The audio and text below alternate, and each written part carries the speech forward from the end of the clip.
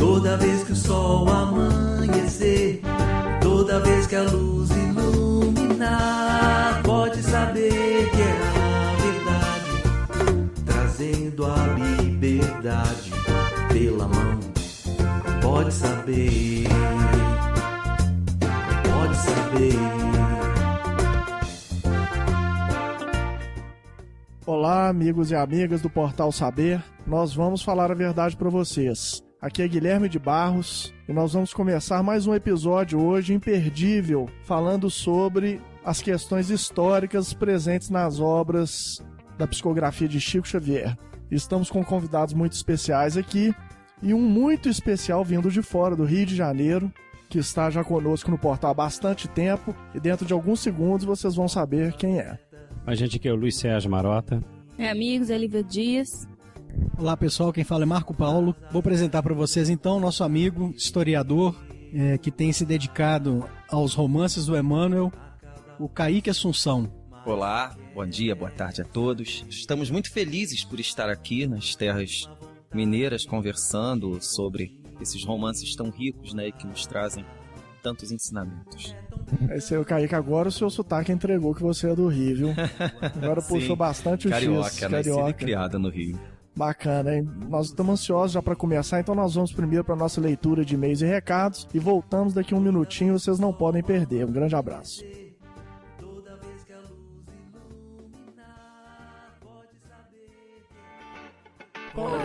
Eu tenho uma dúvida dessa lista de casos aqui, mas eu não sei se vai ser possível.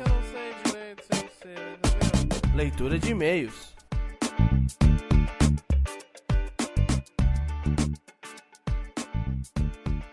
Olá pessoal, aqui quem está falando é o João Pedro e vamos para mais uma leitura de e-mails e recados do Pode Saber. Com relação ao Recordando Chico Xavier 13, gravados com o Carlos Barcelli, temos aqui algumas mensagens. Dentre elas, a mensagem da nossa amiga Michele Ribeiro de Melo, onde ela diz assim: Amigos, mais uma vez, belíssimo trabalho. Muito obrigado por este episódio, que nos faz conhecer um pouco mais sobre este ser tão amável que é Chico Xavier. Grande abraço. Temos também aqui a mensagem do Clairton. O que dizer, Geraldinho? Esse podcast ficou espetacular. Quanta emoção ao sentir o quanto o amigo Barcelli irradia aquela energia amorosa do Chico. Belíssima a riqueza dos detalhes em fatos cotidianos da vida dele. Mais e mais eu também passo a admirar o homem Chico Xavier antes de qualquer coisa. Parabéns por este trabalho tão especial, meus amigos. Vejo quanto Chico, de onde ele estiver, ainda continua aglutinando amigos em torno de uma proposta de amor e caridade. Com relação ao Recordando Chico Xavier 12, Sem Fronteiras, temos uma mensagem aqui do José Eugênio, onde ele diz assim: Olá, amigos do Portal Saber. Envio-lhes grande abraço. Estou me deliciando com os episódios do Recordando Chico Xavier. Este amor vibra, como uma onda de amor se propagando pelos nossos corações, nos contagiando. Eles têm realmente me inspirado a mudar minha conduta perante a vida e os problemas. E sempre fico me perguntando, que homem é esse que foi tão elevado espiritualmente e no qual o simples lembrar de seus causos já transmite tanta luz? Como uma pedra de toque que transformasse em preciosidades os escolhos da nossa intimidade. Grande abraços a vocês, que são meus irmãos em Cristo Jesus. Oi, João Pedro. Oi, amigos. Aqui quem está falando é o Marco Ganda. E também estou com um recadinho. A Pod Pesquisa 2014. A Pod Pesquisa é uma iniciativa dos podcasts nacionais, os podcasts brasileiros. Não é uma iniciativa do Portal Saber, não é uma iniciativa de podcast espíritas, mas é muito importante que você participe, gaste um tempinho para responder essa pesquisa para nós, pois receberemos no final da pesquisa um relatório informando qual é o perfil dos nossos ouvintes. Dessa forma, ficaríamos muito gratos se você pudesse participar dando informações e com isso conseguiríamos criar um podcast mais a cara dos nossos ouvintes. Segue o recadinho aí do Léo Lopes. Um abraço.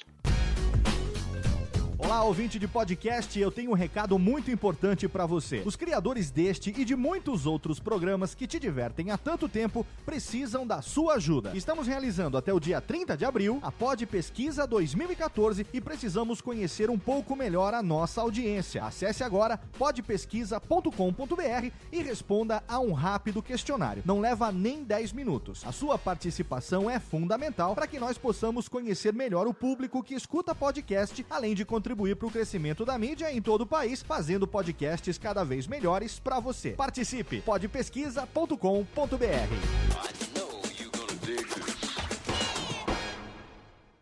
Bom, pessoal, fiquemos agora com mais um episódio do Pode Saber. Um grande abraço para todos.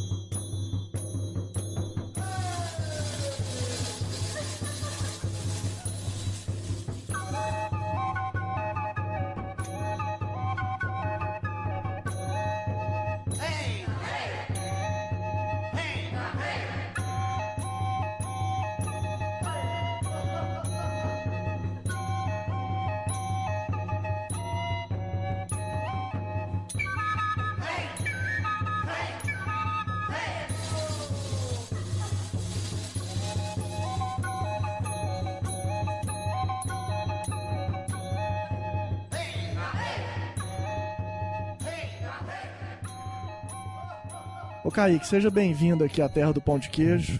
Como não poderia faltar, né? Tem o pão de queijo aqui na mesa pra gente ir batendo papo, descontraído, porque você já tem bastante experiência nessas pesquisas históricas. E a gente queria rapidamente, ô Kaique, se você permite, a gente ouvir um pouco de você. Como que você conheceu o espiritismo em linhas bem gerais, assim, pra você se apresentar para as pessoas, e como que começou esse seu interesse por aprofundar mais na pesquisa da parte histórica das obras do Chico.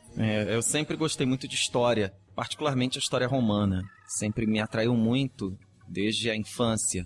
Na adolescência eu me tornei espírita. Quer dizer, minha mãe se tornou, logo depois eu me tornei em 1995, lá no Rio, no Centro Espírita Humildade e Amor. E claro, a gente, se tornando espírita, ouve logo falar do Chico Xavier e do Emanuel. E desde aquela época, não, o Emanuel foi um senador romano. E tratei de ler o Há 2000 anos. Demorei a ler os outros, né? Paulo Estevão, Ave Cristo, tempos depois é que eu li. E eu já fazia teatro, né? Quando me tornei espírita.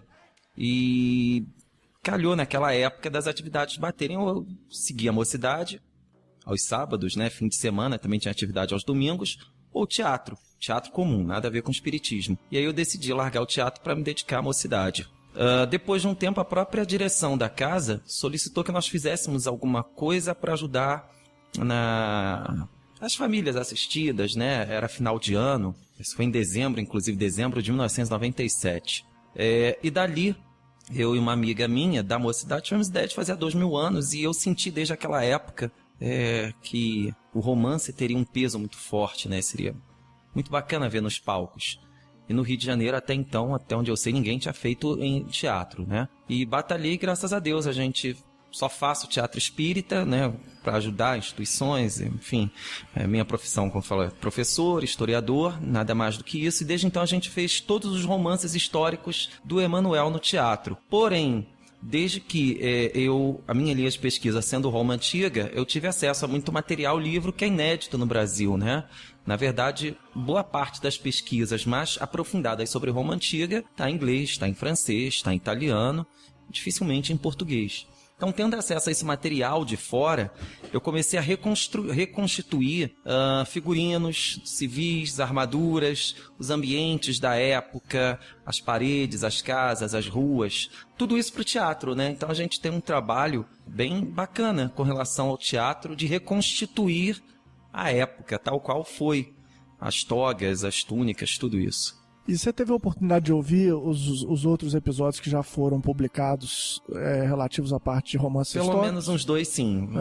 E, assim, você compartilha dessa visão que a gente tem de que a mediunidade do Chico, ela realmente retrata coisas que dificilmente ele teria acesso a alguma bibliografia que pudesse digamos assim, trazer à tona aquela informação, ou seja, que muito possivelmente venha realmente de fonte mediúnica que venha atestar a mediunidade dele? Bem, certa vez eu escrevi até para uma revista falando sobre isso, né?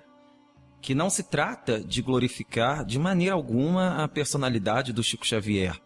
Na verdade, se trata de deixar para o futuro bases mais firmes para o espiritismo, até porque o Chico Xavier, sem dúvida alguma, é impossível dissociar da importância que ele teve no movimento espírita brasileiro.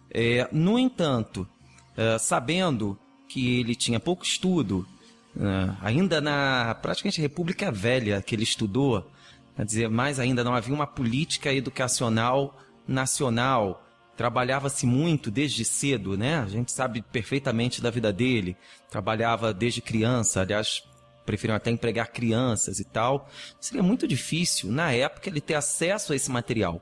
Muitas informações eram conhecidas por historiadores, sim, eram conhecidas. Outras não, porque pesquisas arqueológicas sempre estão avançando. Mas eu acho que seria praticamente impossível, e levando em consideração que ele psicografou esse romance num período de poucos meses, há 2000 anos é coisa de 3 meses, né? Eu acho que seria muito difícil, praticamente impossível, ele ter acesso a todas essas informações que até hoje não se encontra num livro. Você encontra as informações esparsas e, repito, muita coisa de fora, principalmente da Europa. É isso aí, eu caí que o nosso bate-papo ele vai ser bem longo, eu acredito até que talvez a gente venha a ter 2 episódios, um episódio A e B desse bate-papo nosso, então é bom pra quem tá nos ouvindo aí ficar realmente atento. Só que de todas essas pesquisas que você fez, a gente vai procurar focar mais em 2 aspectos principais, que é a das tradições da família romana, no aspecto religioso, familiar, social, né, como um todo, e na parte da pesquisa de ambiente, né, da cidade, da urbis romana, da topografia, que tem um mapa muito interessante que a gente vai procurar publicar ele no portal junto com esse episódio pro pessoal, não é isso, Marco? Exatamente. Você fica à vontade, Kaique. Comece aí dando o tom da nossa conversa, iniciando por esse aspecto cultural, sociológico aí da sociedade romana.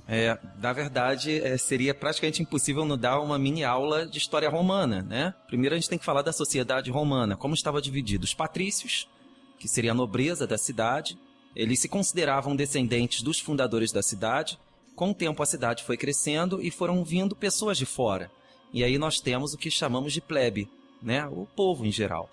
Teríamos também, que muitos consideram como os clientes, Emmanuel cita isso no livro, até a época do Ave Cristo, que os clientes, isso é uma questão muito complicada, porque não era uma categoria social específica, né? Os romanos eles estavam ligados por laços de amizade e proteção recíproca. Isso poderia ser de um pobre para um rico, poderia ser de um rico para um mais rico ainda. Então, na verdade, a clientela nada mais é do que uma proteção mútua entre eles. Proteção política, talvez até pegando em armas, se fosse caso, uma revolução, uma guerra civil e tal. E também teríamos a escravidão. O escravo, no início, ele era muito pouco visto na Roma Antiga. Por dívida, depois os romanos não poderiam ser escravizados por dívida ou por guerra. Claro, a partir do momento que Roma começa a se expandir e dominar vários territórios do mundo, os escravos entram em massa no Império Romano. Então, nós temos a sociedade, temos nos romances históricos representantes das 4 classes citadas, né? Vamos dizer assim, levando em consideração a clientela, né, dentro do aspecto citado.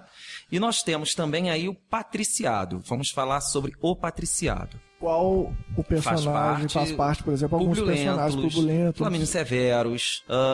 No Ave Cristo nós temos o pessoal da gens Elvídia, né, que é a família Lúcius, como Emmanuel cita. Temos também o Quinto Varro, apesar de ser um nobre, vamos dizer, empobrecido, ele fazia parte da nobreza, né? A nobreza não era você ser rico, a nobreza era um estado. Você podia estar com uma situação financeira ruim, mas você era do patriciado. Então, isso ao longo do tempo, né? Durante todo o Império Romano, basicamente, essas eram as classes sociais. Agora, a questão da família romana, a questão da sociedade romana, dos costumes, o casamento, Roma, na verdade, era uma sociedade muito semelhante à atualidade. Quando se refaz num filme, reconta-se uma história romana, Gladiador, Ben-Hur também, que tem um aspecto, Covades, chega um momento que se encontra muitas dificuldades, porque a história romana tem muitos buracos, tem muita coisa que a gente não sabe. Por exemplo, não existe uma lista completa dos senadores romanos. Ao longo de 1.200 anos de história romana, o Senado era uma instituição que estava ali desde o início, né, desde a monarquia, que é a primeira fase da história romana. Seria impossível, não existe essa lista, né? Isso seria impossível. Existem personagens que são citados, que deixaram marcas ou não, mas a maioria dos romanos que viveram nesses 1.200 anos de história não deixaram marcas para nós, para a posteridade. Há costumes até mesmo básicos, por exemplo, de vestimenta, de penteados. Quando a gente refaz isso no teatro ou no cinema, também tem coisas que são presumíveis, nós não sabemos. Então, o que eu quero dizer com isso? Desde coisas mais complexas, costumes ou acontecimentos, até coisas básicas do dia a dia, muita coisa é presumível. E, acrescentado por um fato, tal qual a nossa sociedade, a sociedade romana mudou muito. Existe um comentarista romano, Juvenal, talvez eu não me lembro exatamente o nome, mas ele fala muito sobre isso, que era impossível, primeiro século DC, que era impossível ele se manter na moda, porque a moda muda o tempo todo, as pessoas mudam o tempo todo. Então, você tem uma mentalidade romana pegando a partir do momento que os romances históricos de Emanuel iniciam. Onde iniciam? No primeiro século antes de Cristo, fins da República, início do Império. Basicamente a conspiração de Catilina, né? Que é citado no Há 2.000 anos. Então a gente tem costumes no primeiro século antes de Cristo, você tem costumes que mudam ao longo do primeiro século DC, no segundo século eles vão mudando, no terceiro século eles vão mudando, né? Então, infelizmente, tem essa questão de que você tem que diferenciar muito bem as épocas, né? Quando alguém fala, não, olha, os romanos não eram assim, os romanos, eles não respeitavam o casamento, o adultério era praticado, não, isso é uma fase. Tem que saber qual período que está se referindo, às vezes até qual região também do Império, né? Com Imagino certeza. que os hábitos em Roma, na capital, eram bem diferentes também dos hábitos provincianos, né? Sim, Como porque ali você acontece. estava em contato com os provincianos, né? E também há uma questão que deve ser desconsiderada, né? Os historiadores mais antigos falavam que os romanos imitaram os gregos de maneira alguma. Os romanos, na verdade, eles foram os primeiros a iniciar, depois de Alexandre o Grande, o que nós conhecemos como globalização. O que era a cultura romana? Tudo que eles tinham de melhor, eles juntavam a cultura das populações. O que os gregos tinham a oferecer de melhor? Os egípcios, os persas também, o pessoal da Mesopotâmia, os povos da Mesopotâmia, de Israel. Então, o que esses povos tinham a oferecer de melhor? Juntavam aquilo dali e isso era a cultura romana. A gente não fala só de ideologia, de casamento, enfim, visão de vida, religião. A gente está falando também de questões do dia a dia mesmo. O que os gregos inventaram que pode facilitar a vida na cidade? Pois no livro você conseguiu, enfim. enquanto você lia os livros, você conseguiu identificar esses pequenos trechos que entregam de alguma forma esses hábitos da família romana. Sim, a posição, vários. por exemplo, eu estou me lembrando aqui da posição da mulher em relação ao homem, na família especificamente, no livro Há 2.000 anos, né, que fica muito claro. Fica muito claro. A postura da Lívia e do Públio Lentulus como casal, traduzindo aquela cultura da mulher, né, do tratamento da mulher, da supremacia masculina na lida familiar, digamos assim, né? Sim, a família romana mudou muito ao longo dos séculos. O que ela era antes das conquistas era uma coisa, depois das conquistas foi outra. No primeiro século antes de Cristo, quer dizer, até a República, o que era o casamento romano? Era um dever pátrio. Você tinha um dever pátrio de casar e fornecer filhos de sangue à pátria. Então, o que acontece entre o casal, eles respondiam diante do Estado, porque antes de mais nada, aquela relação ali era para o bem do Estado. Então, na verdade, é a sua mulher, a sua esposa. Ela é a mãe dos seus filhos e a mulher com quem você tem que ficar. Uma convenção social bem clara, muito clara. Outro detalhe interessante, antes de entrarmos nisso, é a questão que os romanos tinham, né? De dividir o homem público do privado. O homem público é o cara das honras, é o cara que tem que ser honrado, tem os títulos, tem que cumprir o dever dele com relação ao império. O privado, eu sou uma coisa, grandes pensadores moralistas do Império Romano, no privado eles frequentavam até bordéis. Bebiam a beça, faziam arruaça. Então, são duas coisas que são divididas, né? Muito mais do que da nossa sociedade, né? Nossa sociedade tem muita gente assim, sim, mas eu sou o Kaique, independente, não existe o Kaique público-privado, esse sou eu, mas na época não, era o público e o privado, a mulher pública e a mulher privada. Então, dentro dessa questão, existe uma divisão muito óbvia. papel do homem, casamento, bem estabelecido. No Império ele muda. No Império, as questões matrimoniais passam a ser de foro íntimo, quer dizer, o casal fala por si. A mulher deixa de ser a mãe dos filhos. Claro que existe um dever pátrio com Roma. Claro que existe uma questão de dar filhos a Roma. Augusto, ele fez leis para lutar exatamente contra o fim da descendência da nobreza, né? Os nobres não queriam casar, os nobres não queriam ter filhos, que também mais adiante a gente vê o quê? Que também tem a ver com fatos relacionados no livro há 2000 anos. Então Augusto decretou leis para que esses romanos casassem nobreza com nobreza. Então o que vem a ser o casamento do primeiro século? A mulher é a companheira do homem. O que eles fazem é privado deles. O homem é o juiz daquela família. O que aquela família faz de errado ou de certo é responsabilidade dele diante do Estado. Então essa questão da companheira, aquela mulher que não é só a mãe dos seus filhos, mas que vai estar ao seu lado na sua vida, que tem que ser fiel a você, que vai estar na dor, na alegria, é o ideal romano do primeiro século, que é nitidamente o Públio Lentulus e a Lívia do há 2000 anos, né? Chega até inclusive alma gêmea de minha alma. E eu também já tive a oportunidade de ver uma reconstituição de uma música romana de um grupo da Itália chamado Sinaulia, que faz um trabalho arqueológico musical fascinante. Tem até algumas músicas aí, se eu não me engano, não sei se essa exatamente está aí, que é uma música, um poema de um romano para outra romana, e ele utiliza o termo latim gêmeas, quer dizer, nós somos gêmeos. Então parece, né, no meu entender, que não era uma questão de almas gêmeas da gente trazer para o aspecto espírita atual. Era um termo utilizado na época, pelo que eu pude entender. O papel da mulher. Então, a mulher, antes, era a mulher, a mãe que cuidava dos filhos, que tinha que fornecer grandes guerreiros e homens honrados à pátria. Vide aí Cornélia,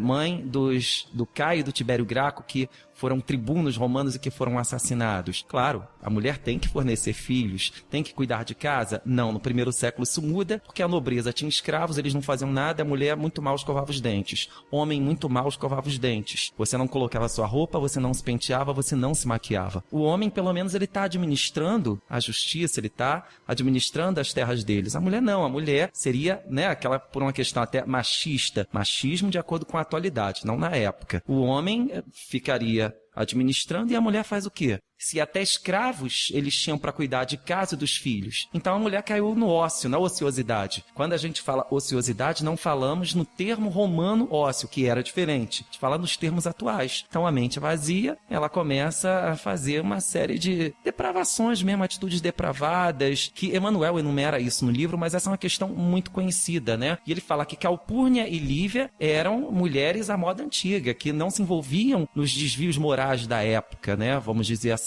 E ainda tem uma outra questão também, detalhe. Na época, a mulher, ela podia ou não administrar a casa. O marido é quem permitia que ela administrasse os servos, a limpeza da casa e tal. No há 2000 anos, Emmanuel deixa claro, logo no início, que ele deixava que Lívia cuidasse da casa, porque logo após o jantar com Flamínio Severus, ela dá ordens a uma escrava, para talvez recolher o jantar. Você acha que tem algum trecho interessante que você gostaria de... Com relação à situação da mulher, da família, a situação da mulher não, ela é muito bem resolvida. Emmanuel fala sobre isso. E está bem disperso apenas no livro no também, início, né? Sim, exato. Existem outras questões, porque se de um lado a Calpurnia e a Fúvia são mulheres da honra romana, perdão, Calpurnia e Fúvia não, Lívia e Calpurnia, nós temos aí uma Fúvia e uma Aurélia que representam todos os vícios da época. Uma coisa que eu gostaria de anotar, que eu achei muito interessante que o Kaique está falando, que tem muito a ver com o meu coração, o modo de pensar, sabe? Essa questão de você... Eu não acho que uma nação, ela deve ser feita sozinha. Eu sempre pleiteei que o Brasil, por exemplo, fosse uma nação que temos tantos talentos, mas que a gente pudesse pegar tudo de bom que tivesse no mundo. Todas as culturas, eu tenho essa ideologia desde criancinha, sabe? E às vezes eu sinto que o nosso nacionalismo às vezes é um pouco enviesado, essa coisa do querer que só nós façamos uma coisa que venha só de nós. E eu não vejo assim, eu acho que uma nação grandiosa, eu tô falando assim que eu não tô falando que isso é certo ou errado, tô falando que eu penso muito desse jeito, né? E isso é muito interessante. Uma nação que deve ser grandiosa tem que pegar os talentos de todo mundo. Até só pra comentar que a nação moderna que mais imita Roma é os Estados Unidos, e eles fazem exatamente isso, né? Sim, eu já tive a oportunidade de ver um vídeo na faculdade sobre isso, já havia comentado em particular com o Marco, bastante. Dando continuidade a essa questão da família romana, também era diferente. O que era essa família? Atualmente, família, meu pai, minha mãe, minha esposa e meus filhos. Tia, um parente. Na época, não. Pai e mãe, depois que os filhos casassem, já não eram parentes. Então, o pai da família, a esposa, os filhos e os escravos também. Tudo isso fazia parte da família, até mesmo os clientes tinham um laço quase que não só de amizade, como também quase que familiar. Então a família romana ela era muito mais extensiva. E o pai de família, o chefe da família, ele era o juiz da família. E cabia a esse chefe de família zelar pela moral, dentro das tradições romanas, da sua família. Fica muito claro no livro que o Públio Lentulus, ele é ali o chefe da família. E aí nós temos 2 detalhes interessantíssimos sobre isso, que existiu o tribunal doméstico. O chefe de família, ele tinha o poder de decidir, inclusive, sobre vida ou morte dos seus. Na época do Império Romano, isso já tinha meio que caído em desuso, não era sair matando, né? E os romanos também eram muito impulsivos. Adultério. Haviam leis que proibiam adultério a partir do Augusto. Se eu me lembro bem, Augusto, na época dele, proibiu o adultério feminino. Mas o que acontecia com essa mulher? Em tempos mais remotos, ela poderia ser assassinada pelo esposo. Na época do Império, a mulher, quando casava, ela dava um dote ao marido. Isso era comum até pouco tempo, né? Na época do Império Romano era assim. Ela poderia perder o dote, poderia ir para o exílio, sofrer uma série de penas. Havia caído em desuso a questão de matar, assassinar sua esposa. Por lei ainda existia, mas havia caído em desuso. Na época do Augusto, um personagem rico fez isso e foi criticado. Mas a questão que a gente não pode entender a história romana de maneira fechada porque são pessoas como nós. Nero, na sua época, evoca essa lei e mata uma de suas esposas, acusada de adultério. Então, quando a Lívia é acusada de trair o senador Públio Lentulus com Pilatos, o que a gente sabe que era uma grande armação, ele fala nitidamente sobre isso, né? Como senhor dela, que para nós, muitas mulheres, amigas que falam, nossa, que homem machista. Não, era a sociedade da época. O papel do homem era esse, o papel da mulher era esse. E não é só o esposo dela, é o chefe da família. Então, se eu me lembro bem, ele chega a evocar esse lance, que poderia abandoná-la para sempre, porque certamente ela perderia a filha, ia para um local distante ou até mesmo matá-la. Outra questão também a considerar nesse particular. Muitos talvez considerem, né, nossa, o homem foi traído e a gente chega a colocar chifres e tal. Não existia essa questão na Roma Antiga. Por que ele esconde o adultério? Vergonha porque foi o homem traído? Não. Na Roma Antiga não se caçoaria dele nesse sentido. Lá vai lá, foi traído. Não. Claro, é um desregramento, sim, sem dúvida alguma, adultério, mas ele seria acusado diante da sociedade da época de não manter a ordem dentro da sua família, o que poderia também ter implicações políticas, porque se o cara não consegue manter a ordem em casa, ele não vai conseguir manter a ordem política numa província, numa cidade que seja. Então, muitos romanos escondiam isso, e é exatamente o que o senador faz. Augusto também decretou leis que se descobrisse que o marido havia escondido o adultério, o marido também seria punido. E ainda abre-se um outro parente, a Fúvia, que para nós, falando bem vulgarmente, a fofoqueira tomando conta da vida dos outros. Não, os romanos eram isso. A Fúvia é o ideal romano da época. Porque, voltamos à questão, o público e o privado. Uma coisa é o público, outra coisa é o privado. Mas, independente do que ele é no privado, se isso for descoberto, ele tem que prestar contas diante da nação do comportamento dele. Então havia um costume romano de literalmente tomar conta da vida um do outro, principalmente dos grandes figurões. E é assim, por exemplo, que a gente sabe histórias de Nero, de Calígula, de Tibério, que podem ser mentirosas, exageradas ou não, podem ser verdade. Mas o que a Fúvia faz no livro era uma coisa extremamente comum e incentivada na época. Você olhava um grande figurão, denunciava publicamente as virtudes, os defeitos dele, os desvios morais, e denunciava isso publicamente, com o objetivo de quê? De corrigi-lo. E ela, dentro da moral romana e do ponto de vista dela, né, como ela tinha ascendente, uma ligação com ele, porque era casada com o tio dele, o que não significa que ela era parente, ela fala alguma coisa de ascendente, nós temos uma ligação remota, quer dizer, ela não fala nós somos parentes, que isso não seria assim na Roma Antiga.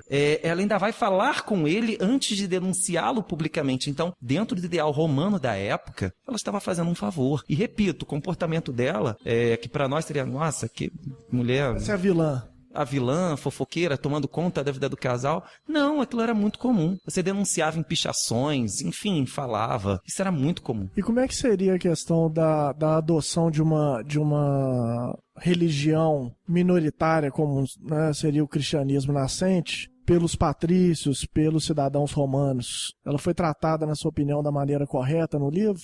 Sim. Na verdade, os romanos eles não tinham uma preocupação moral muito grande. Eles acreditavam nos deuses que regiam a vida, os deuses estavam nos acontecimentos da vida. Júpiter seria o grande deus, mas era um deus do Estado, não era um deus tão particular. Os povos provincianos deviam adorar Júpiter. Se tratava de aplacar a fúria dos deuses para que, se os deuses estiverem satisfeitos conosco, nós romanos vamos ter paz e prosperidade. Então, as grandes tragédias, as calamidades públicas e privadas, seu acontecimento, uma casa desabou, um filho adoeceu, isso era colocado na conta dos deuses, né, que precisavam ser aplacados. Então, como era essa relação da religião romana? Muitíssimo semelhante ao candomblé atual. Você fazia sacrifícios para obter favores, proteção dos deuses. No caso, seriam os orixás, né? Ou dos espíritos ancestrais também. Parece que os romanos Sim, tinham essa eles ligação acreditavam com os nisso. Isso também fica muito claro, né? Os deuses Lares, Manes, os Pênates, que tinham um altar doméstico, onde ali as refeições da família também eram colocadas uma oferenda para eles, né? Então isso era, na verdade, o traço principal da religião romana. Agora, acreditavam em vida após a morte? Sim, mas ninguém nunca desenvolveu nisso. Quer dizer, tinha os que acreditavam, os que não acreditavam. As principais correntes de pensamento romano da época do há 2000 anos seriam o epicurismo e o estoicismo. Grosso modo, que a gente teria que fazer um estudo só sobre isso.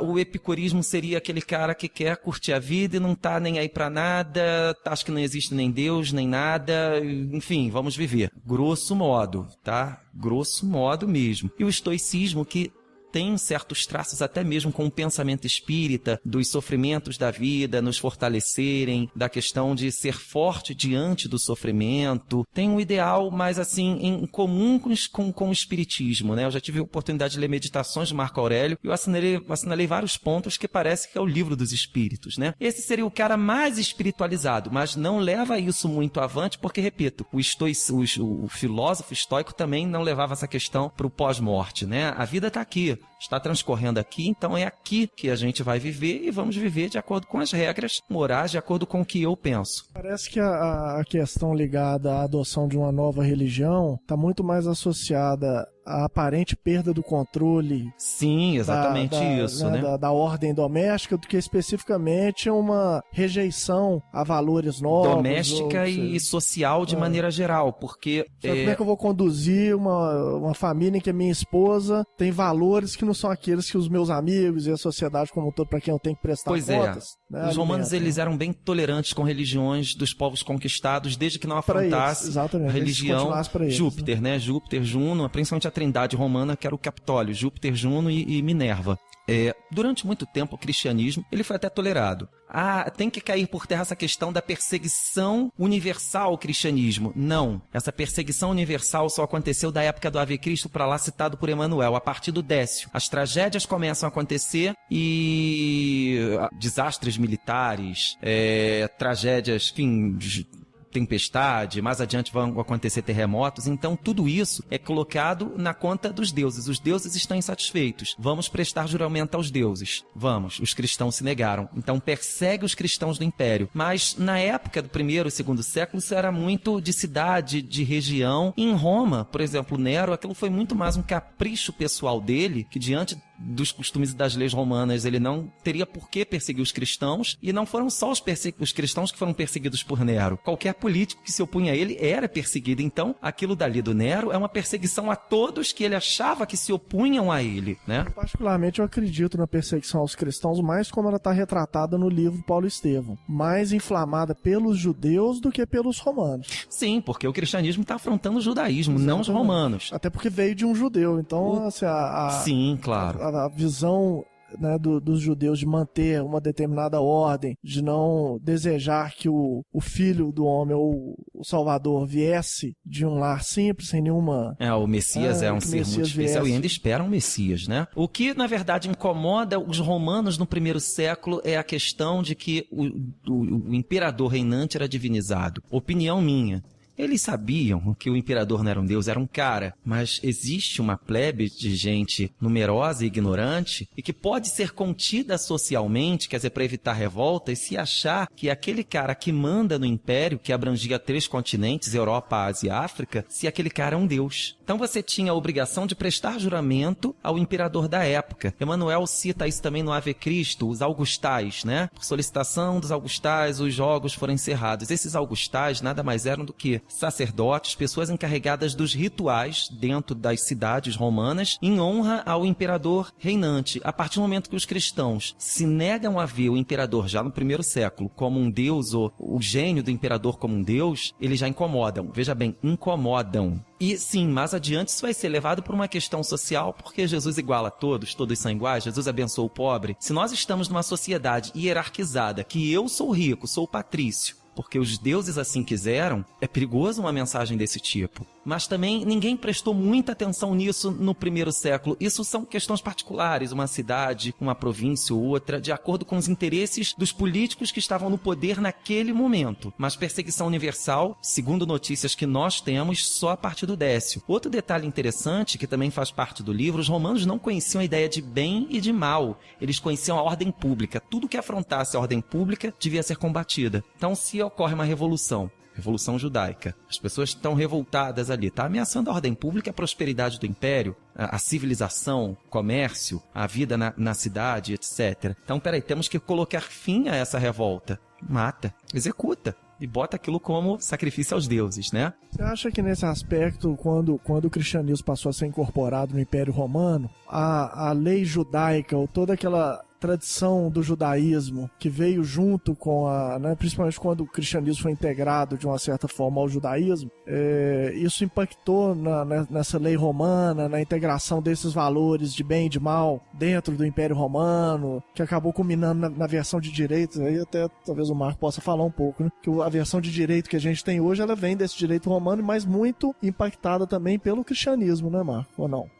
O que se estuda é que nós temos uma herança do direito romano muito vinculada ao direito privado e mais especificamente ao direito civil, que são as regrinhas do dia a dia, mas o que se tem estudado hoje de impacto do cristianismo no direito, né, eu acho que só alertando aí para quem for trabalhar na edição, talvez seja uma questão que foge, né, demais, mas o que o cristianismo impacta no direito diz respeito aos fundamentos superiores que hoje nós lemos como os direitos fundamentais e direitos humanos. Então, os historiadores, mesmo os materialistas, reconhecem que é graças ao cristianismo que nós temos o sucesso dos direitos humanos e dos direitos fundamentais graçando em todo o planeta. Entendeu? Porque sim. Diz respeito isso, na verdade, é um estudo muito aprofundado, né? Porque até certo ponto, os judeus influenciaram os romanos, mas essa religião cristã também foi adaptada ao espírito romano na época. Os santos no lugar dos deuses, os próprios padres flamínios como os padres católicos, antigos templos romanos foram transformados em igrejas católicas. Então, na verdade, é um cristianismo do ponto de vista romano, sem abrir mão de muitos dos seus valores. E essa questão do bem e do mal, ela já tinha sido introduzida em Roma, a partir do mitrianismo, né? O deus Mitra que luta contra o deus do mal. A questão também da libertinagem romana, dos costumes romanos que eram liberais demais, antes do cristianismo adentrar e influenciar a política central romana, eles também já estavam nesse sentido. Por exemplo, os cristãos sempre defendiam que não deveria haver aborto. Aborto era legalizado em Roma, cada um fazia de si o que quisesse. Antes do cristianismo adentrar, influenciar, o aborto também já tinha sido proibido. Então, os romanos também já vão meio que caminhando na direção dessa moral. Adultério masculino, que era tolerado antes do cristianismo, também já tinha sido proibido. Então, na verdade, a mudança partiu de Roma e depois casou ali o cristianismo, enfim. Mas é um tema muito longo que, né, realmente seria desviar muito do assunto falar sobre isso. Só fazendo contraponto, Kaique, o interessante é entender que hoje se faz uma vinculação do direito com a ética. Sim. Né?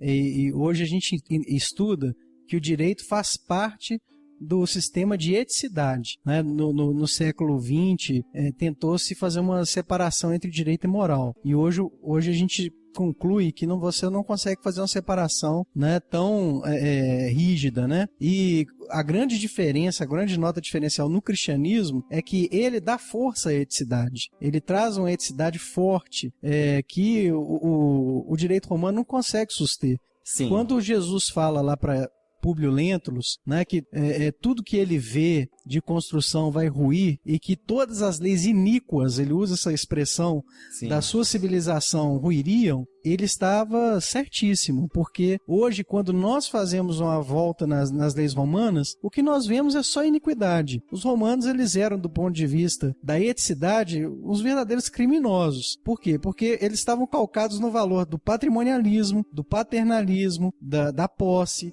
da tradição, né? Eles não consideravam valores éticos maiores como o ser humano, a dignidade, a igualdade, né?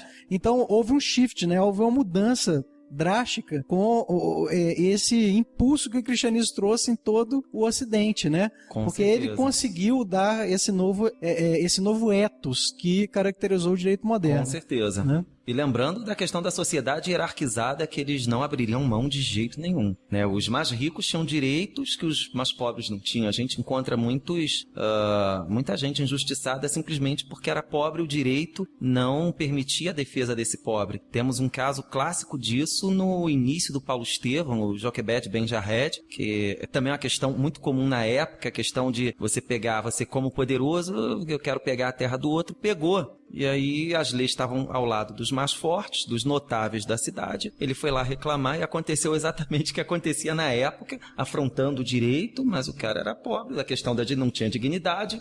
Não, que seja, executa. Olha, gente, eu estou achando isso tudo muito legal, acho muito interessante, porque para aqueles como nós que detemos um pouco de entendimento no campo reencarnacional, a gente começa a entender perfeitamente o receio de espíritos como Emmanuel, quando constantemente nos chamam a atenção para determinados defeitos do passado, que ainda estão em nós. Toda vez que ele vai falar, quando ele fala exatamente sobre a formação da mentalidade cristã, ele fala, nós não estamos aqui para cometer esses tipos de erro, para nos macumunarmos com as formalidades e normalidades do campo religioso, institucional, normal, etc. Tudo isso ele fala evitando porque ele sabe qual que é o nosso teor de personalidade. E é esquema de conheça-te a ti mesmo, né? Para às vezes a gente tem que se autoconhecer para se tornar um pouquinho melhor. E eu acho isso muito interessante porque essas características estão muito embasadas em nós, não é? Nós trazemos muitas vezes esse normalismo, esse amor à aparência, esse amor aos títulos, às honras, né? Como sendo isso que é o foco, né? Da vida e de tudo. E isso nos atrapalha tanto a ser realmente cristãos, né? Nos atrapalha tanto a gente chegar um pouco na essência do Cristo. E depois a gente pode até discutir como é que essa Roma ainda está dentro da gente, né? Como é que isso, porque são valores aí pregados durante milhares de anos. Então, realmente isso está muito forte dentro de nós e a gente vai tentar se cristianizar e aí vem toda uma Roma, né? Eu tô lembrando desses pontos nos livros do Emmanuel, né? Não sei se eu tô adiantando, mas eu tô lembrando que em todos os livros dele, de Roma, ele relata as dificuldades de aceitação do cristianismo de alguns romanos, né? Em função muito desses pontos que você está relatando. Questão de honra, né? Dignidade, eles eram superiores. A gente vê o Públio Lentulus com a Lívia, o maior choque dele quando ela fala que Jesus que curou a Flávia foi o comportamento dela estar conversando com uma escrava, dela estar sendo amiga de uma escrava, né? De estar compartilhando e comungando com uma escrava. Aquilo gera um ódio pavoroso nele. Esse não é Jesus, não foi Jesus que curou, não pode ser alguém que permite esse tipo de coisa, né? E ela não está sendo cristã, ela não está sendo romana, né? Sim. Mesma coisa no Ave Cristo, né? O Tassiano, o ódio que ele tem do pai dele, que ele nem sabia que era o pai, né? Sim. Ao ver o pai dele levando crianças humildes para cantar para ele, né? Que ele solta os cachorros, literalmente, né? É um comportamento extremamente romano. Sim, com certeza. De tradição, tá quebrando meus paradigmas, né? E vários outros livros, né? No próprio 50 anos depois, 50 anos né? depois também. O pai da Célia, o Ovídio, quando ela aparece supostamente com um filho, né?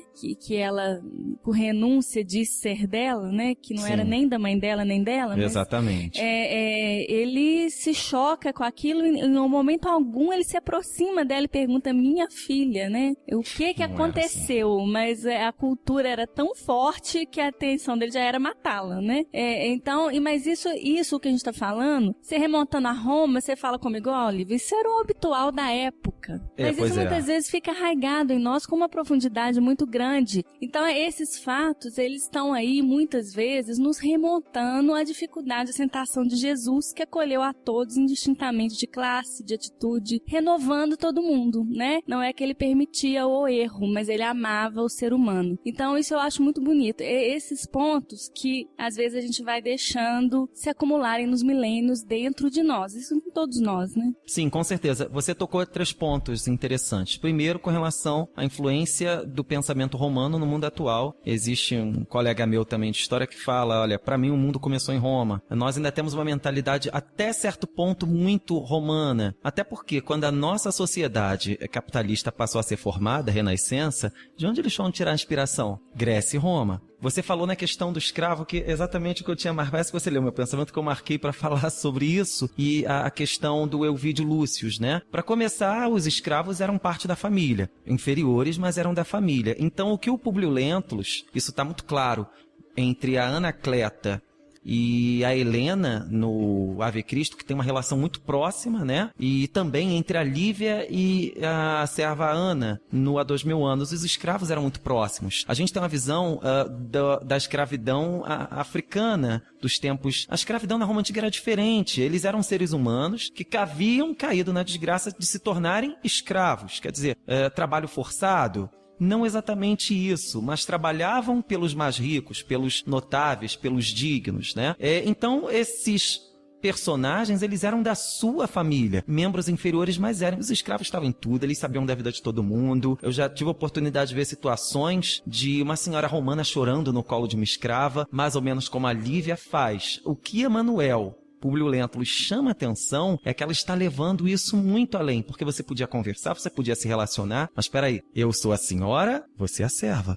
Você é inferior. Então é isso que ele chama atenção, até para se envolver demais nas superstições judaicas, né? Que qualquer romano via com preconceito e com desdém. E com relação ao voltando à questão do tribunal doméstico, muito claro que você citou do Elvídio Lúcius, né? O homem era o juiz da família, ele tinha o poder de vida e morte sobre os seus membros. Situações como essa, nos 50 anos depois do Elvídio Lúcius, são muito comuns em Roma. Mal vistos, inclusive, pela sociedade romana. Você não podia ter acessos de raiva, você tinha que ser ponderado, mas você, peraí, o que está acontecendo? Eu sou o juiz, minha filha engravidou de quem? De outro romano, no caso seria supostamente o Lólio Úrbico, era um escândalo tremendo na época. Aí volta aquela questão do Públio Lentulus. Ele não conseguiu, como pater família, pai da família, manter a ordem dentro do seu lar. Então ele, como juiz, o que ele faz? Num acesso de raiva, infelizmente, muito comum e muito criticado na época, ele puxa o punhal para assassinar a filha, e a mãe, a Alba Lucínia, se mete na frente. Um seriado que conseguiu reproduzir Roma muito, mas muito bem, Roma, da HBO, e tem um caso semelhante. Aquilo ali tem todo um trabalho histórico por trás da Inglaterra, e tem uma situação exatamente idêntica dos 50 anos depois, que é quando o centurião, acho que é o Lúcio Voreno, né? Ele tinha ficado em campanha na época de Júlio César, ele chega em casa e vê a esposa com o filho nos braços, só que no caso era dela mesmo, né? Quem assistiu o seriado sabe. O que ele faz? A mesmíssima coisa que o Elvídio Lúcius faz. Ele puxa um punhal para introduzir. Era uma questão muito comum na época, tá? Isso daí era muito comum, e eles muitas vezes puxavam um punhal para matar, e muita gente pereceu nisso daí. Infelizmente é uma coisa comum e corriqueira na época. Interessante, Kaique. Lembrando dessa cena em que Públio Lentulus chega em casa e percebe que a filha havia sido curada, quando a Lívia citou aqui, né? Ele fica indignado de ver a Lívia com a Ana. Mas uma coisa, se eu não estou enganado, depois a gente pode ver lá no livro, uma das coisas que o indigna é o estilo de celebração em que a Lívia está se expressando, entendeu? E aquilo ali o chocou, porque o romano ele é normalista, né? Formalista e externalista. Então, o problema não foi a comemoração, o jeitinho, o trejeito que ela fez, que era de baixa classe. Então, isso é como que na cabeça dele imoral, né? Em termos romanos, né? Imoral como coisa pública, porque a moral para eles, como você falou, era diferente. Isso é espetacular porque a gente vê isso hoje demais. Esse amor ao normalismo, terno. E a moral mesmo, às vezes, lá embaixo, a coisa negra, mas tudo na aparência está sob controle. Como é que a gente aprendendo sobre isso pode nos ajudar, né? Isso, inclusive, me faz lembrar de um dos escritos do livro O Consolador, de Emmanuel, falando exatamente sobre a missão do Consolador. O Emmanuel diz o seguinte: a missão do Consolador tem que se verificar junto das almas, e não ao lado das gloriulas efêmeras dos triunfos materiais. Você citou esse detalhe e, mais ou menos no mesmo trecho, tem um outro detalhe que também encontra um eco na história, que eles falam algo do tipo: mas você saiu sozinha? O que é isso? A mulher romana, ela poderia sair, não é como a grega de ficar enclausurada em casa, mas ela tinha que sair acompanhada de um séquito de servos, de servas para prestar. Isso foi outra coisa que ele ficou extremamente enfurecido com ela. E a gente encontra também eco disso nos 50 anos depois, quando Célia e Túlia vão assistir as reuniões nas catacumbas, e a Alba Lucina cita: os servos não vão acompanhar. E a Túlia, não, é melhor não. Então, isso também enraivece ele muito, porque era uma questão de formalismo. Você tem que sair acompanhado de servos para lhe prestar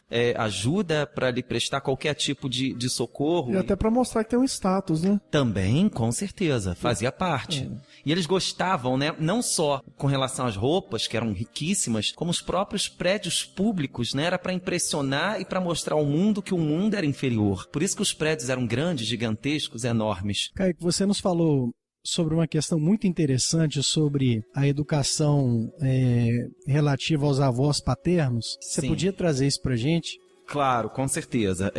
O homem era o pai da família, a mulher, ela administrava o lar. A gente pode até puxar também falando um pouco da questão do Nestório. Então, o romano rico, ele arranjava duas figuras para cuidarem da educação dos seus filhos. A nutriz, que muitas vezes era a ama de leite, e o nutridor ou o pedagogo. Eu prefiro o termo pedagogo. O que esses dois eram? Basicamente, o romano, preocupado com as questões sociais, principalmente essas mulheres que Emmanuel cita no livro, que queriam convenções sociais, festas, e deixam a educação na mão desses dois, a nutriz e o nutridor ou o pedagogo. Eles eram os verdadeiros pais do dia a dia, educavam, criavam, se tivesse com algum problema de saúde eles cuidavam, eles passavam o dia inteiro com as crianças. O pedagogo era também um professor, ensinava a ler e escrever. Geralmente eles contratavam gente que soubesse falar o grego, porque o romano rico, ele tinha que também saber falar o grego. Também é outra questão que muita gente combate. Como é que os romanos falam com os judeus? Isso é muito simples. O grego, por causa de Alexandre o Grande. Assim a gente tem um diálogo de Lívia com Ana, a gente tem Sulpício Tarquinius falando com outras figuras, mas esse é um detalhe que passa batido. Nos 50 anos depois fica muito claro que o Nestório é esse pedagogo, que é o cara que está cuidando da educação da Elvídia e da Célia. Ele é liberto e continua a fazer parte da família. Então, na verdade, ele tem um dever de honra, de obediência ao Elvídio Lúcio, que passa a ser o chefe da família do qual ele faz parte. E a Célia, nos 50 anos depois, ela se volta ao cristianismo, que volta essa questão da Lívia, isso era mal visto, um desvio moral, um defeito, enfim, ela está levando demais essa superstição a sério, essa coisa de judeu. E aí nós sabemos pelo livro que logo que ele retorna a Roma, o pai dele, Elvídio Lúcio... Só citar o livro, porque às vezes pode ser que as pessoas... 50 anos depois. O Elvídio Lúcio, ele deixa a Célia em companhia do pai. E esperava-se que ele desfizesse toda a superstição religiosa dela, o que na verdade acontece o contrário, mas é um detalhe do livro. Estudando a história da vida privada do George Duby, que era uma das grandes personalidades, quando se fala de assuntos privados das mais variadas sociedades da antiguidade até os tempos modernos, ele cita um detalhe muito interessante baseado em costumes romanos, que os papéis eram muito bem definidos. O romano rico ele era um escravo das convenções e dos rituais. Por exemplo, essa questão de não sair sozinha e tal. Então havia os avós maternos e os avós paternos. O pai, ele deveria ser o administrador da família, o juiz da família, portanto ele representaria a força e a disciplina. Aliás, essa questão da disciplina também não existia nos primeiros tempos e foi introduzida na época do Império Romano, e Emmanuel até hoje reproduz isso, tá? Mas nos primeiros tempos não existia, isso foi na época do Império que eles começaram a pensar em disciplina. E a mãe representaria a complacência. Por extensão, os avós, ou a avó, o avô materno, representaria essa complacência para os netos, e os avós paternos, faltando a figura da mulher, ele cita um exemplo de uma avó paterna, mas no caso, então, os avós paternos representariam o quê? A disciplina, a corrigenda. E é exatamente isso que ele faz diante de toda essa convenção romana. Fábio Cornélio no Censor, responsável pelos bons costumes. Não, mas ele não pode, porque de acordo com a convenção romana, o pai e os seus ascendentes é que tem esse direito. Então está dentro do costume romano de deixar a corrigendo a educação do seu filho, né? Eu, pai, vou deixar com o meu pai ou a minha mãe. E é exatamente o que o Ovidio Lúcius faz nos 50 anos depois. É um assunto que passa batido, mas é muito sério. Isso é interessante, muito que profundo. Isso entra na história de uma maneira muito natural, como tantas outras coisas que a gente já viu, e que às vezes a gente não vai... E não é técnico. Não tem nada técnico. Não tem nada. É uma coisa realmente da convivência e da cultura da época, né? Alguns, na verdade, ele cita esse exemplo, já deixavam até para os avós paternos criarem. Não queriam se aborrecer, ou achava que era incapaz, ou que a vida naquela cidade era imoral demais, que ele ia... o jovem romano ia se desviar da moral, da dignidade romana, então não, vai para o campo, sua avó mora numa região rural, lá você vai ser criada pela avó paterna, avô paterno, materno não. E ainda puxa um outro exemplo da questão do desvio dos jovens, que também é citado no livro Há 2000 anos, né? O Flamínio Severus tem 2 filhos, o Plínio e a Agripa. Vou ler aqui, ele falando para o senador. Agripa vem fazendo o possível. Antes, levo comigo para o túmulo numerosas preocupações pelos meus pobres filhos. Dei-lhes tudo o que me era possível em matéria educativa, e embora reconhecendo que ambos possuem sentimentos generosos e sinceros, noto que os seus corações são vítimas de penosas transições dos tempos que passam, nos quais temos o desgosto de observar os mais aviltantes rebaixamentos da dignidade da família. Agripa vem fazendo o possível por se adaptar aos meus conselhos, entregando-se aos labores do Estado. Quer dizer, ele iniciou a carreira política dele, que era o que se esperava. Mas Plínio teve a pouca sorte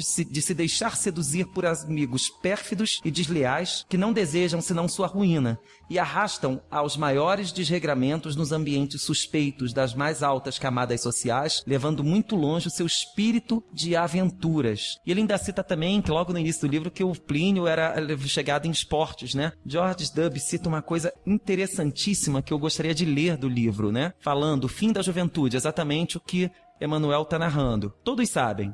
Mal colocavam pela primeira vez as vestes viris, já vão tratando de comprar os favores de uma serva ou correm para Suburra, o bairro devasso de Roma. Entre a puberdade e o casamento, os meninos gozavam, portanto, de um período em que a indulgência dos pais era inadmissível. Cícero, Juvenal, moralistas severos e o próprio imperador Cláudio admitiam que se devia conceder alguma coisa ao calor da juventude. A isso se acrescenta um fato semi-oficial, a organização dos jovens numa instituição que lhes é particular. Bem conhecidas na parte grega do Império, as associações de jovem, chamada em latim Collegia Juvenum, existiam também na metade latina, embora seu papel seja obscuro. Esses moços praticavam esporte, esgrima, caça. Sua associação ocorria no anfiteatro para caçar feras, causando grande admiração aos compatriotas. Infelizmente, não se atinham a essas louváveis atividades físicas, transladadas da educação esportiva cara à civilização. Abusavam de seu nome e de sua posição para promover desordens públicas. Em Roma, sempre se reconheceu como um privilégio dos rapazes ricos percorrer as ruas aos bandos à noite para espancar ou maltratar os burgueses e destruir um pouco as lojas.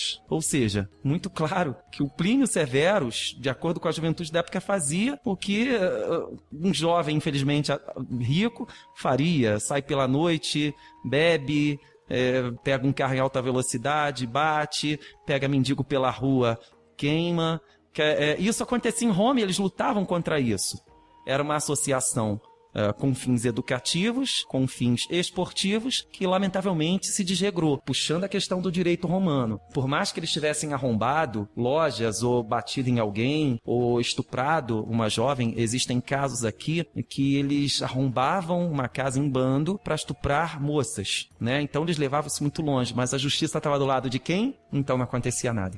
Fica muito claro a situação do Plínio Severus em acordo com a época. Eu acho impressionante isso, porque o Emmanuel não faz esse tipo de referência por menos. Ele tem um objetivo ao relatar essa devassidão da juventude. E qual que é a conclusão que a gente tira para a atualidade disso? É que os tempos passaram e muita coisa continua da mesma forma. Na essência, o ser humano é o mesmo. Nós vemos a juventude queimando os indigentes na rua, se consorciando aí para esse calor da fase juvenil sem a ascensão espiritual devida, né? Que existia, se não me engano, não sei se ainda existe, um segmento do estudo de história chamado História das Mentalidades, não sei se eu já ouvi falar, que fala exatamente sobre isso, né? Que na verdade passam-se milhares de anos, muita coisa muda na aparência, mas em termos de mentalidade isso demora muito tempo. Essencialmente o ser humano é o mesmo, né? Vai para mudar. Isso tem muito a ver com o que a gente aprende em espiritismo, né?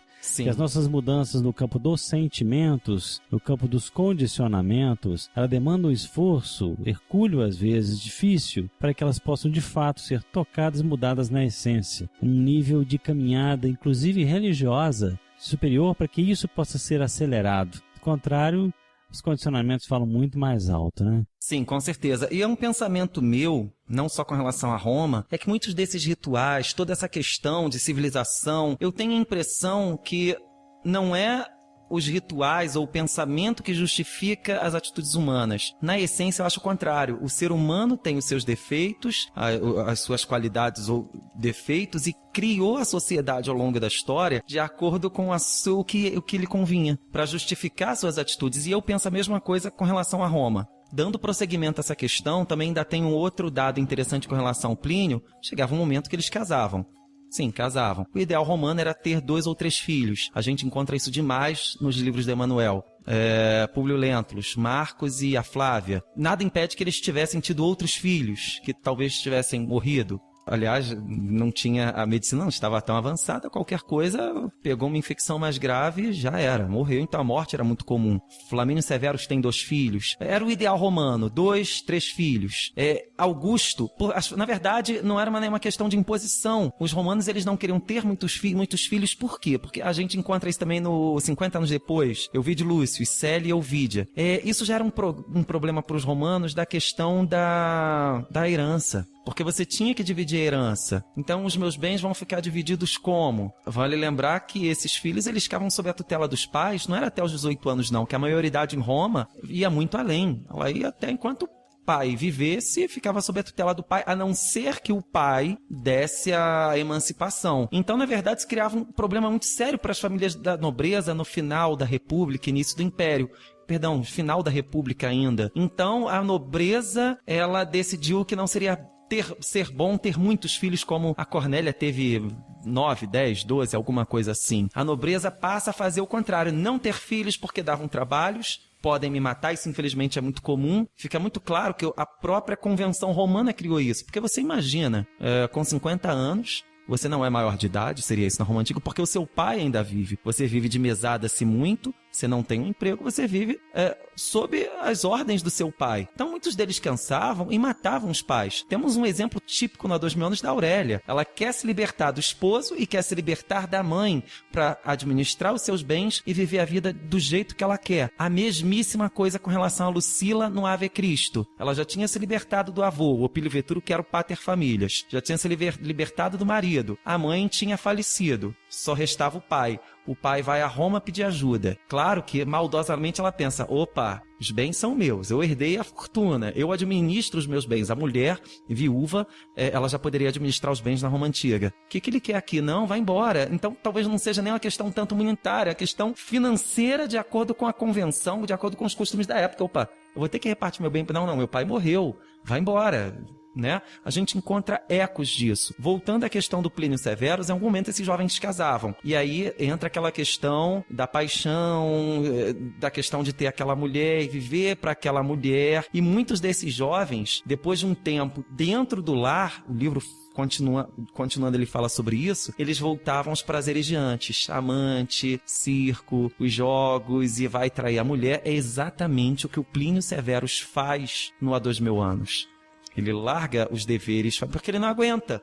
Isso também acontece com muitos desses jovens. Não aguentam e vão embora. Muito interessante, mais uma vez você está falando aí, Kaique, porque eu estava escutando uma vez, uns anos atrás, uma reportagem daquele no divã do Gicovati, da CBN. Sim. E ele falando exatamente, conversando com uma senhora no auditório, senhora de 30 e poucos anos de idade, casada, queria ter filhos, mas estava com muito medo de uma hora. Ela sempre havia querido ter filhos, mas ela começou a ter muito medo de tê-los. E o Gicovati falando, olha, o problema é que hoje você perde o seu filho em tenra idade para a sociedade. Ele se torna dentro de casa um vórtice de egoísmo e com isso os casais estão começando a ter esse receio às vezes, né? Eu acho até que ele foi até um pouquinho pesado com ela, tirando um pouquinho ela, sabe, foi meio atemorizador. Acho que eu não precisava ter falado assim de uma forma tão séria com ela, que eu acho que essas coisas a gente acaba tendo que ter o filho mesmo, mas ele falando que é uma situação que os pais vivem hoje. O filho, ele é criado num consumismo tão exacerbado que ele se torna um egoísta em muito tenra idade. Então quando se torna um egoísta, ele já não quer mais a sua educação, ele quer a educação que ele se propõe através do celular, da internet, da escola, muitas vezes materialista, nihilista, né? E aí você fica dentro de casa com aquela pessoa que sabe que vai te cobrar. Ela não vai... E ele ainda chega e fala assim, não pense que ele vai te cuidar na velhice. Não é bem isso que pode acontecer, mas não, né? Então você está falando que como é que essas coisas vêm? São cíclicas? Sim, claro. Como é que os nossos defeitos estão aí permanentes? E é tão importante os relatos como esse do Kaique para a gente entender, nós somos isso. Nós temos isso dentro de nós, muitas vezes até enfeitados, né? Disfarçados, com algum tipo de conduta religiosa externa, dentro de um grupo, mas nós temos muito disso dentro de nós, temos que cuidar disso, né? E não só individualmente, mas socialmente também, se a gente for parar para imaginar, por exemplo, como que é a relação de trabalho hoje, do patrão e empregado, como que será que vai ser visto isso daqui a 300 anos, né?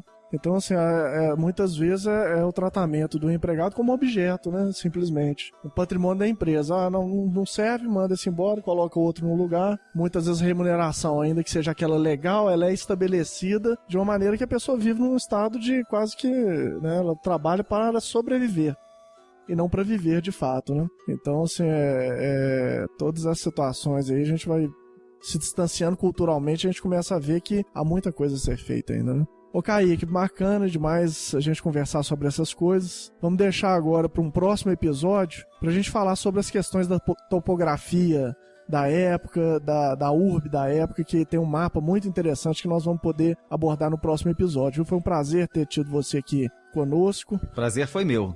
E a gente vai continuar esse papo aqui e vocês que estão nos ouvindo, aguardem aí o próximo episódio, a parte B dessa conversa aqui com o Kaique Assunção e os demais amigos. Um grande abraço para todos.